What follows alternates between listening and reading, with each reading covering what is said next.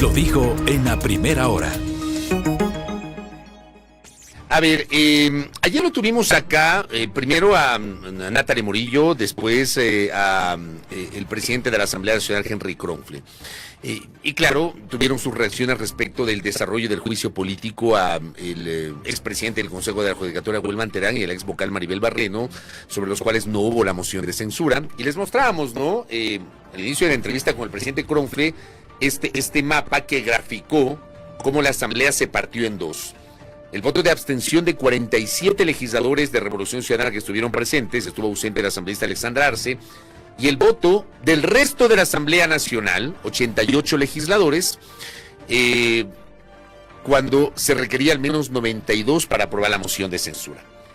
Y yo le quiero preguntar, luego de haber escuchado al presidente Kronfle, que él mantenía una postura de apoyo a la moción de censura, le quiero plantear a Gisela Garzón, que está con nosotros, asambleísta de Revolución Ciudadana, ¿cómo queda luego de esto la RC? Porque, por ejemplo, el interpelante de este juicio político, el asambleísta de Construye, Jorge Peñafiel, cita textual de Peñafiel: en el juicio político a Wilman Terán se confirmó que Revolución Ciudadana protege a los vinculados al crimen organizado. Gisela Garzón, bienvenida, buen día, ¿cómo le va? Mauricio, buen día. Belkis, buen día, y un saludo a la audiencia. Yo veo con profunda preocupación el desconocimiento del procedimiento parlamentario y de los argumentos que se requieren para hacer sólido un proceso de juicio político. Si bien tenemos incluso antecedente de Corte Constitucional respecto al carácter subjetivo de los juicios políticos, es decir, que nosotros somos parte de una especie de tribunal, si se quiere, para ponerlo en términos prácticos, pero no somos un cuerpo colegiado certificado como un juzgado, sino somos un espacio subjetivo que viene de la elección popular y por lo tanto toma decisiones de esa índole, subjetivas. Pero más allá de eso hay un procedimiento que, entre otras cosas, exige, por ejemplo, el cumplimiento de ciertos parámetros de actuación de la prueba, que tengan relación uno con otro y demás.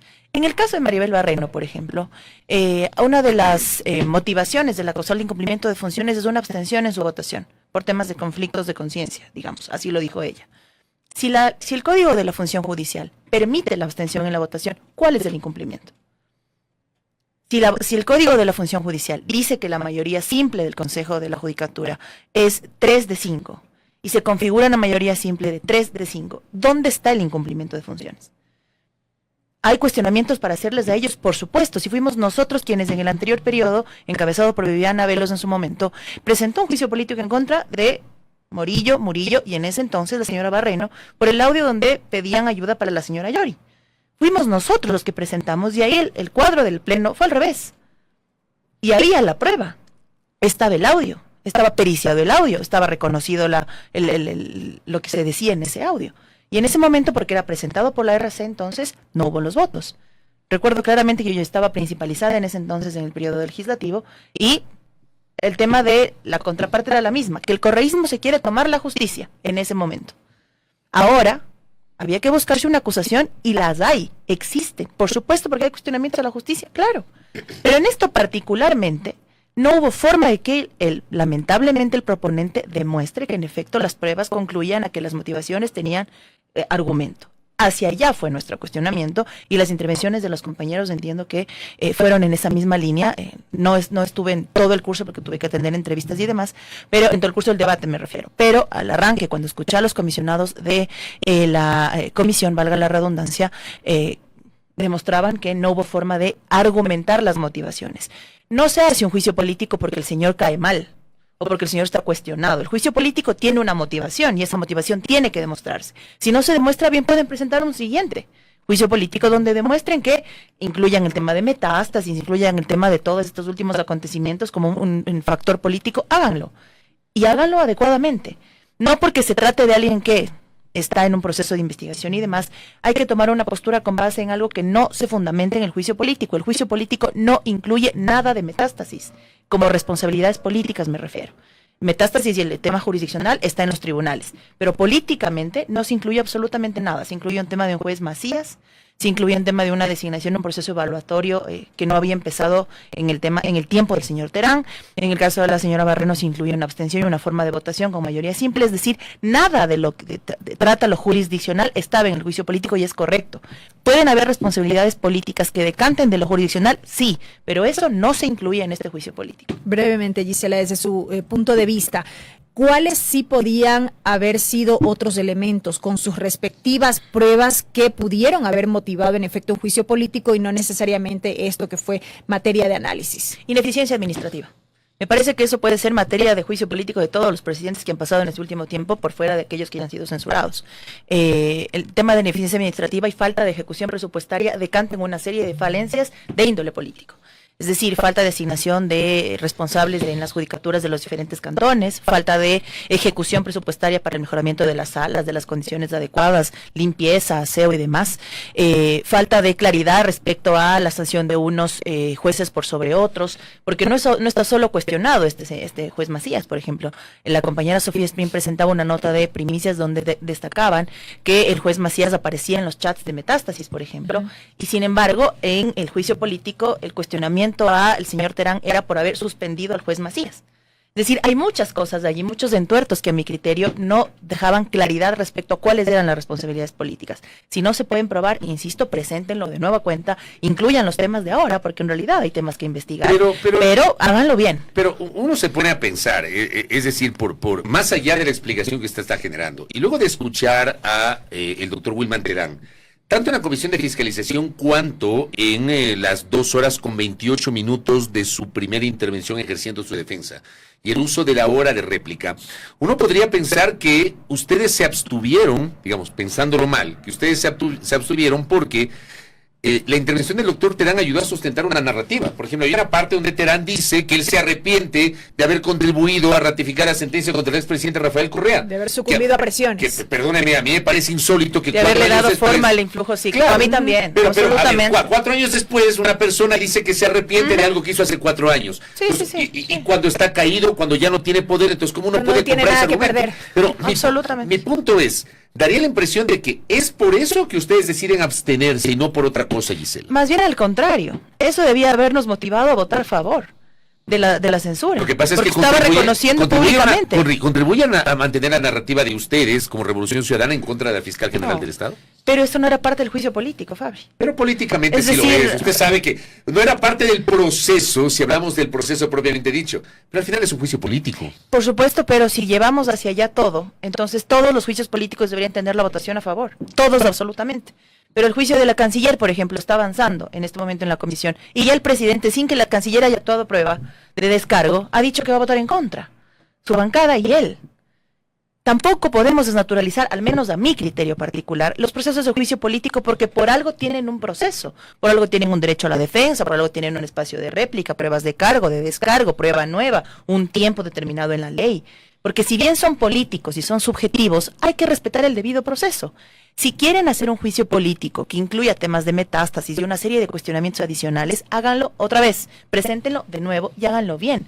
Todos queremos verdad alrededor de esas cosas, porque a la larga, la decadencia del sistema de justicia da paso a que existan leyes con penas mucho más graves, mucho más drásticas, mucho más severas, sicariato, extorsión y demás que las aprobamos hace poco, pero lleguen a tribunales sin jueces probos. Eso también es lo de fondo. A mí, mi criterio particular me parece que debería habernos permitido, por ejemplo, las reformas del Código Orgánico de la Función Judicial, ampliar la posibilidad de evaluaciones mucho más cortas en términos de la emergencia del sistema de justicia, pero mucho más severas en términos de utilizar las herramientas que tenemos para ver perfiles probos, por ejemplo. Y era una de las cosas que recuerdo a la vocal Solanda Goyes pedirle a la Asamblea, hacer una reforma al Código de la Función Judicial para que este periodo sí avance, hacer una evaluación al menos de las que no estuvieron hechas en todo este tiempo, en todos estos años, para que al menos haya un banco de elegibles, porque no existe el banco de elegibles. Son de las cosas hacia las que deberíamos estar hablando. Que al señor Terán le tenga que caer el peso de la ley si llegara a ser necesario, que así sea en lo jurisdiccional. Pero políticamente hablando, ¿no había justificativo, y pregunto concretamente, ¿no había justificativo para censurarlo? Con el juicio político que presentó el asambleísta Peñafiel, no. El juicio político del asambleísta Peñafiel no incluía nada respecto a metástasis, ni para el señor Terán, ni para la señora Barreno. Y en el caso de la señora Barreno era más vacío todavía porque era una forma de votación. Si el código, insisto, de la función judicial es como que a mí me hagan un proceso ético porque me abstuve en una votación o voté en blanco. Pero si la ley me lo permite, ¿dónde está mi incumplimiento de funciones? Yo insisto en que hay que hacer los juicios políticos y darles ese tinte subjetivo, sí. Pero no por eso vamos a pasar la ley orgánica de la función legislativa por encima e incumplir el debido proceso, sea él o sea quien sea. Recuerdo que en su momento, por ejemplo, cuando se llevaba el juicio político a Pablo Celia, el criterio era el mismo. Es una venganza del correísmo por... No, señores, hay un juicio presentado, una ley que establece el procedimiento y una votación que se tiene que sustentar como corresponde. Acá nos dice un oyente, el juicio político por excelencia es un juicio de confianza. Los resultados demostraron que el RC confía en Terán. ¿Usted qué responde a este criterio de un oyente? Pero es que ni siquiera le conozco al señor más allá de lo que he visto en las noticias y más allá de un par de comparecencias que tuve en la Asamblea en su momento. Para nada. ¿Confianza en qué? Pero si vamos a ir alrededor de eso, entonces la próxima gestión vamos a tener un juicio político de nuevo, nos cae mal el enjuiciado y que el proceso pase por donde quiera. Hay una intervención de Jairén Noriega, su coidiaria y compañera de bancada, en el curso del debate, y ella, por ejemplo, decía que esto debería allanar el camino para iniciar un nuevo proceso de fiscalización sobre el papel de la fiscal general del Estado. ¿Qué van a hacer ustedes frente a esto? Me ha quedado claro, digamos, que en efecto hay presiones para la toma de decisiones. Independientemente de que sea solo en el caso de sobornos. Digamos, el caso de sobornos en efecto ha sido reconocido no solo por el señor Terán en ese momento, sino por una serie de escenarios posteriores respecto a que el influjo psíquico pues simplemente no es o no se puede considerar o configurar como un delito, en fin, una serie de escenarios adicionales. En un país con una estabilidad no solo democrática, sino institucional, al menos se habría abierto una investigación alrededor de las declaraciones. Es decir, no está bien, sea quien sea el funcionario, que esté presionando en otro espacio para una sentencia determinada. Porque a la larga, lo que decanta en el caso Sobornos es una sentencia en tiempo récord, con casación incluida, que determinó justamente en un proceso preelectoral que un ciudadano no pueda ser candidato en esa elección. Eso fue lo que acabó pasando o ocurriendo con el caso Sobornos. ¿Que debería abrirse un proceso de investigación? Sí, por supuesto. Porque además yo sí me atrevo a preguntar, ¿por qué la bancada o la líder de la bancada de Construye, que defendió a rajatabla este proceso de enjuiciamiento político, no tiene ningún proceso abierto a pesar de los innumerables cuestionamientos y denuncias incluso que tiene por el proceso o por el tiempo que fue funcionaria? Hay delitos de lesa humanidad presentados ante la Fiscalía que no han avanzado y que se incluyen en el proceso de juicio político en contra de la titular de la Fiscalía que presenté yo en noviembre del año pasado. Temas, por ejemplo, como la entrega de armamento a Bolivia, que está prohibido por ley en el tiempo de la señora Romo como ministra y que no está investigado. ¿Qué pasa? Casualidades coincidencias en Pascuales, que justamente sea la bancada de Construye la que defiende este proceso y mutis por el foro sobre estos otros. Hablemos de la justicia con claridad, por supuesto. ¿O es que los últimos 2 gobiernos han tenido funcionarios impolutos y para nada involucrados en procesos? Para nada. La cuestión es que la justicia secuestrada ha hecho que ellos no sean investigados y que incluso fenezcan los plazos para procesos de fiscalización y demás. Son de las cosas que también hay que ponerlas a mi criterio sobre el debate y hacer o procurar, en medida de lo subjetivo que puede ser nuestro criterio, procurar mediana objetividad para al menos tener una postura. Gisela, usted dice hay un proceso de investigación que se debe iniciar. ¿Ustedes como Revolución Ciudadana lo van a impulsar? No, le correspondería a la misma justicia. Porque están hablando, digamos, de procesos alrededor del tráfico de influencias y una serie de cosas más. O sea, ya políticamente no cabría. Es que además no cabe en el contexto porque nosotros podemos fiscalizar funcionarios hasta un año después. Yo incluyo en el proceso de juicio político que presento en noviembre del año pasado temas alrededor de octubre del 2019 y lesa humanidad y demás que tiene que ver con cuestionamientos que se plantearon. ¿En el pedido contra la fiscal? Sí, pero incluyo responsabilidades políticas porque las hay. Es decir, en el caso de INA Papers o Sinohidro, el momento en el que le retiran responsabilidades a Lenín Moreno, a pesar de que fue en su gobierno, hay una postura política clara. Hay que profundizarla y demostrarla, sí, pero hay una postura política clara. El momento en el que de Hernán Luque no sabemos nada, hay una postura política clara. Porque ya ni en los tribunales se avanza en ese proceso. Hacia allá va nuestro cuestionamiento político. Sobre lo que ha dicho Terán, digamos, podrá ser otro escenario, pero particularmente en la justicia sí debería al menos abrirse una investigación a nuestro criterio porque se ha dado al menos un indicio que hay presiones. Pero ¿qué confianza puede haber de que eso en efecto va a ocurrir? Y entonces la crisis multidimensional no pasa únicamente por una decisión política de la Asamblea. ¿Cómo la Fiscalía puede investigar a la propia cabeza de esa Fiscalía? O al menos se debería dar una respuesta cierta que no signifique los correístas si quieran tomar la justicia. Pues. No, yo no he hablado nunca con el señor, que se pericie mi celular, que no sé, o sea, que se abra una investigación, yo misma voy a dar una aclaración, cualquier cosa. Porque a la larga están poniendo en cuestionamiento tu función, tu administración, tu ejecución. Y si todo el tiempo se ha dicho que ha sido una de las mejores fiscalías y demás, perfecto, demostremos que yo lo que creo, y es un poco la orientación de mi comentario del día de ayer, yo no le compro totalmente, le decía a la audiencia, el argumento al doctor Terán, pero tampoco lo descalifico. Sí, ya, por exactamente. Si acaso. Alguna gente me dio palo porque alguna gente cree que uno tiene que asumir una posición política y yo no lo voy a hacer. No. Ya, Yo no le compro totalmente el argumento a Terán, pero tampoco digo que todo lo que él señaló es falso. O sea, por Dios, ubiquémonos en la mitad. Sí creo yo que por transparencia tiene que buscarse un mecanismo para comprobar si es así, si los chats son reales, Correcto. si hubo estas comunicaciones, si hubo presiones, no sé, a través de una... Si las pericias son legales, empresas participación serias. internacional. No Sí. tengo idea, pero es la única manera de saber si se dice la verdad. De acuerdo. Y es justamente el no creerlo completamente es garantizar la presunción de inocencia del otro acusado o acusada. Es decir, el señor en el proceso político, digamos, lo hablo bajo el debido proceso. Y por eso es que decíamos, incluso entre otros, que había que garantizar la presencialidad en ese momento del señor Terán, porque no solo que la ley lo decía, sino porque además es justamente precautelar que el proceso no se vicie, que se garantice en el proceso político la presunción de inocencia y que se pueda defender. Digamos, la toma que pasan en Zoom cuando él estaba conectado en la primera sesión de pleno era sentado en una mesa con 2 fusiles atrás. Digamos, nosotros no podemos juzgar en esas condiciones, me parecía o nos parecía, y la ley era clara en ese sentido.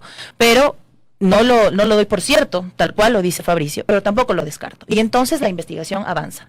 ¿Por qué? ¿Por qué no lo doy por cierto? Porque hay otra parte involucrada que tiene presunción de inocencia.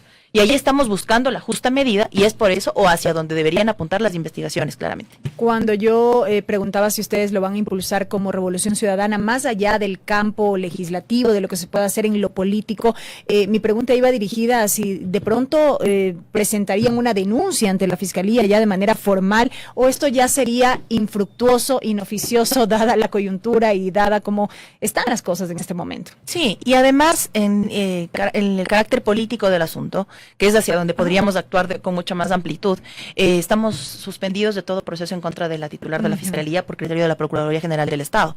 Entonces, poco podríamos hacer en ese sentido.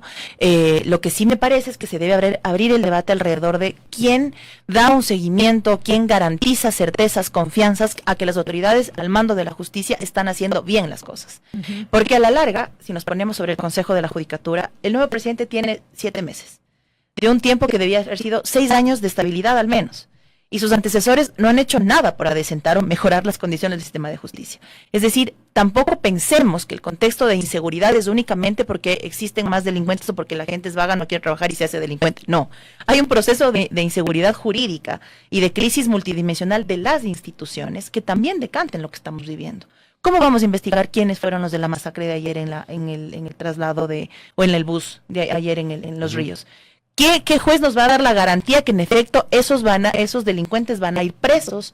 Si es que se fueron capaces de subirse a balear un bus y a matar a un niño, ese juez al menos tendrá el derecho a tener miedo. ¿Qué Estado le garantiza que ese juez o esa jueza vaya a estar segura, ellos y sus familias? Eso también nos tiene que poner ahorita sobre el debate cómo estamos con el sistema de justicia, porque caso contrario, poco vamos a poder cambiar eso. Y lo último, sorprendió la noticia que se conoció hace 2 días respecto del inicio de una indagación previa en su contra. Entiendo que es por divulgación de información reservada.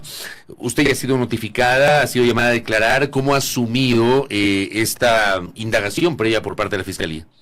Cero sorpresa. En cuanto el sistema de justicia también se ha prestado para perseguir no solo a quienes estamos, digamos, del otro lado político ideológico, de quien aparentemente ahora ha tomado un rol político también, me refiero a la titular de la Fiscalía, sino además sin fundamento alguno. Partiendo del hecho de que yo no soy integrante del CAL, y la decisión de suspender el juicio político viene de la mano de un criterio del procurador tras consulta del presidente de la Asamblea.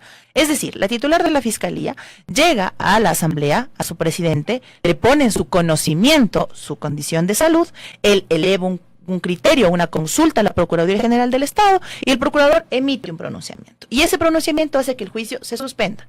Y eso no salió del CAL. Es decir, esos documentos para sustentar la suspensión del juicio no salieron del CAL. Ni quien les habla, ni los otros 130 y tantos asambleístas recibieron eso, solo el CAL. Sin embargo, sorpresivamente o no, solo se me notifica a mí de esta investigación. Sin ser integrante del CAL. Sin ser integrante del CAL, sin tener ninguno de esos documentos en mi poder, ni vía notificación, ni vía Simbra, ni vía DTS, ni nada, y sin haber sido yo la que decide la suspensión. Porque, insisto, yo no soy del CAL, y mal hubiera hecho yo, por ejemplo, si es que fuera del CAL, en votar en ese momento, porque sería juez y parte. Entonces, nosotros, al menos como bancada, por ejemplo, cuando presentamos un proceso de enjuiciamiento político, no firman ni las integrantes del CAL, ni los miembros de la Comisión de Fiscalización, porque no es correcto. Ellos van a tener que ser los que evalúen el curso del proceso. ¿Pero por qué salta su nombre? Simplemente por haber solicitado un seguimiento a este proceso de suspensión del juicio político. Y hacia allá iba mi cuestionamiento ayer a los colegas, digo, como comunicadora que soy, a los colegas, porque salieron sin número de notas de prensa y ningún colega se me acercó en el pleno a decirme, asambleísta, ¿qué pasó? Las notas de prensa salieron todas sin haberme consultado al menos a mí qué pasaba, ¿no? En primera instancia. Lo siguiente, yo hago un pedido de seguimiento al criterio del procurador, porque a diferencia de otros temas de delitos que no prescriben, los procesos de fiscalización sí tienen un tiempo de expiración. Entiéndase, la funcionaria va a dejar de serlo en abril del próximo año y de abril cuenta un año calendario para poder fiscalizarla. ¿Cuánto tiempo dura un riesgo? En términos de, en este caso, un proceso de gestación.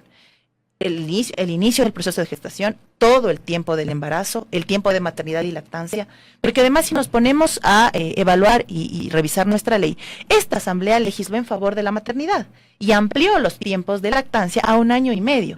Es decir, que de abril, haciendo cálculos, digamos, a que culmine el tiempo de lactancia, habrá también culminado el tiempo posible para fiscalizar a la funcionaria. Entonces, sí se ve mermada la fiscalización en este caso. Y no es cualquier cosa, porque el criterio del procurador siente un precedente. Más adelante vendrá otro funcionario, otra asamblea, con este mismo entuerto. Mi preocupación particular es que no se merme la capacidad de fiscalización, porque yo voy a ser asambleísta de aquí a mayo. Y en adelante vendrá otra asamblea y se encontrará con el mismo problema, porque además el criterio del procurador establece enfermedad catastrófica, posibilidad de desahucio y embarazo. Son, digamos, los 3 escenarios donde se configuraría un riesgo y que el funcionario o funcionaria no puede ser enjuiciado porque se somete a un nivel de tensiones y de estrés y demás. En ninguno de mis documentos, y con todo el gusto se los puedo hacer llegar, pido certificaciones médicas, pido ecografías, pido seguimientos, pido exposición pública. En ningún momento.